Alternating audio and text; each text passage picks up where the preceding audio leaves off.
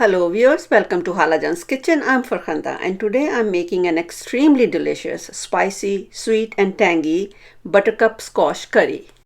You can substitute the buttercup squash with butternut squash, pumpkin or even bottle gourd.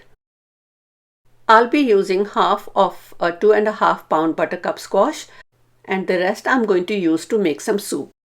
Besides half of the buttercup squash, we will need 4 to 6 tablespoons of oil, 2 chopped small tomatoes, half a teaspoon salt or to taste, half a teaspoon turmeric, 1 teaspoon paprika, half a teaspoon chili flakes, 1 teaspoon cumin powder, 1 teaspoon coriander powder, 1.5 tablespoon brown sugar, half a teaspoon garam masala, half a teaspoon mustard seeds, half a teaspoon fennel seeds, half a teaspoon fenugreek seeds, 2 dried red chillies, 2 bay leaves, half a teaspoon cumin seeds, 1 small chopped onion, 2 tablespoons lemon juice, 1 tablespoon dried fenugreek leaves, 2 green chillies finely sliced, 2 teaspoons of ginger garlic paste. Besides these, we will need some water and fresh coriander for garnishing. We are going to start by preparing the buttercup squash. We have to be very careful while cutting it because the skin is very thick and the knife can slip very easily. After cutting the squash, we are going to scoop out all the seeds and the stringy parts. If you want, you can discard the seeds, but I wash them and then roast them. They make a really good snack. After slicing it, we are going to peel the squash and then cut it into bite-sized pieces. I heated oil in a large pan over medium-high heat.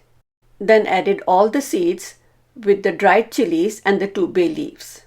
We will saute these spices for a few seconds and then we will add the chopped onions along with sliced green chilies.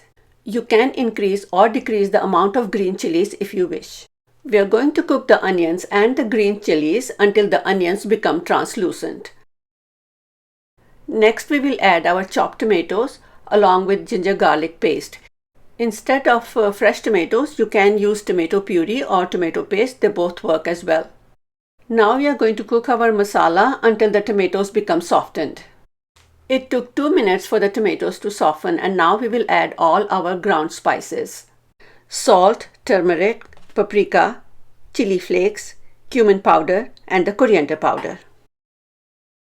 Mix the masala and then add 2 tablespoons of water. We are going to cook the masala for at least 1 to 2 minutes or until it releases some of its oil. And then we will add the brown sugar for some sweetness. After adding the sugar, we are going to cook it until all the sugar is dissolved and then we are going to add the squash. Cook it for 2 to 3 minutes with the masala and then we will lower the heat from medium-high to medium-low and cook it covered for another 3 to 4 minutes. I had been stirring in the meantime and the masala started to get dry, so I did add 1/4 cup of water to it. The squash is completely done and our squash curry is now almost ready. I did smash a few of the pieces. That gives us a little bit of the thickness in the gravy. At this stage, we will add the lemon juice, the dried fenugreek leaves and the garam masala. We will mix these 3 ingredients into the gravy and then cook it on low heat for another minute. And now our squash curry is ready to serve. If you wish, you can serve it with naan or chapati. Today I'm going to serve them with fried puris. Do try this recipe. I'm sure you're going to like it. If you like this recipe, give it a thumbs up and share. And if you're new to my channel, please subscribe. By pressing the bell icon button, you will get notifications for my upcoming videos. Enjoy!